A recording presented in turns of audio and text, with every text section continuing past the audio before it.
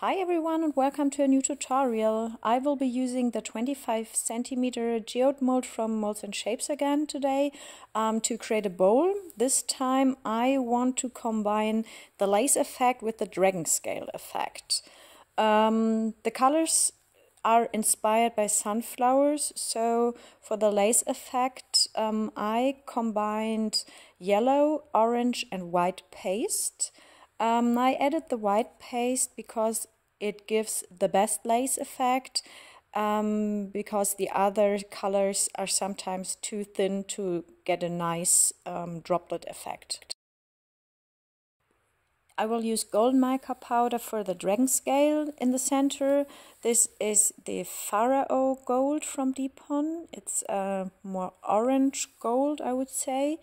And I'm going to combine it with a brown shade that was in my Demolding advent calendar, and therefore it doesn't have a name, just a number, but I will show you the pigment. Give me a second. So it looks like this. A very nice brown, and I hope that in the end the result will look a little bit like a sunflower.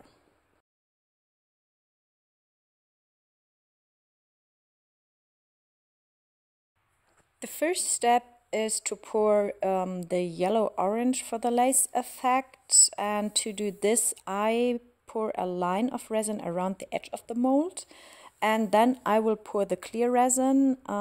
This is then the first layer for my dragon scale effect, and this time I use medium viscosity resin because it gives the best result for the dragon scale effect.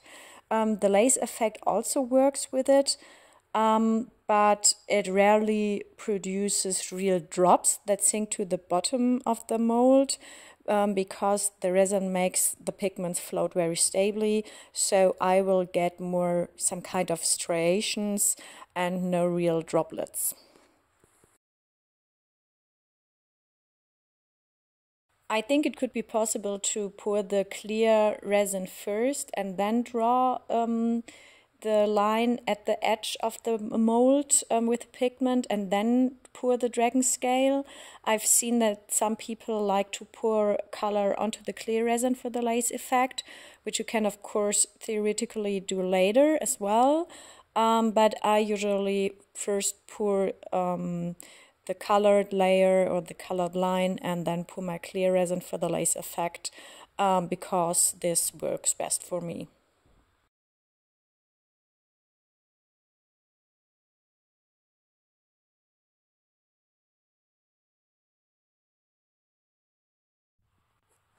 Now it's time for the dragon scale, and I hope that the resin won't spread too far so that you can still see the lace effect after curing.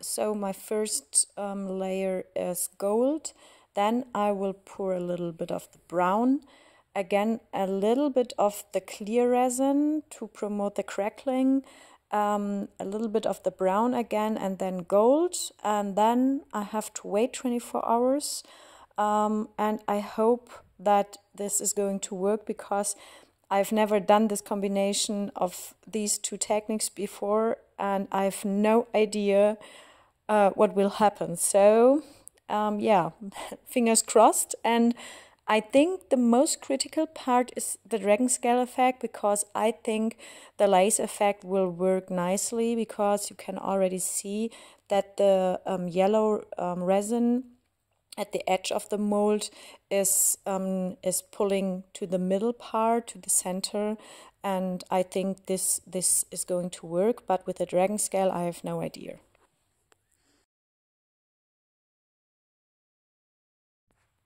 If you want to keep things simple, you can of course also pour a dragon scale coaster in a separate coaster mold and use this as an inlay. So then you have a clearly defined dragon scale in the center and a lace effect in the background. So maybe I'll give that a try next time, because it would make life much easier, but I think this technique here is much more fun.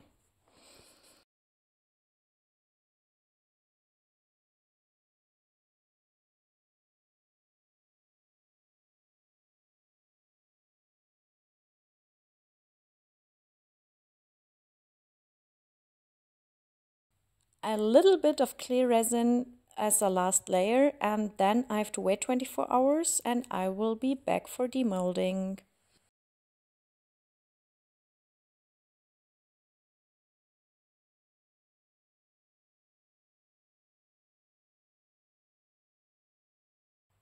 Welcome back! The resin is still bendy, but I can't wait to demold it, so let's see if it worked.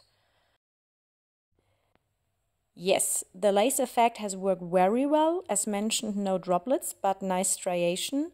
And the dragon scale also worked, but unfortunately the colors blended a lot, so there's no clear difference between the gold and the brown.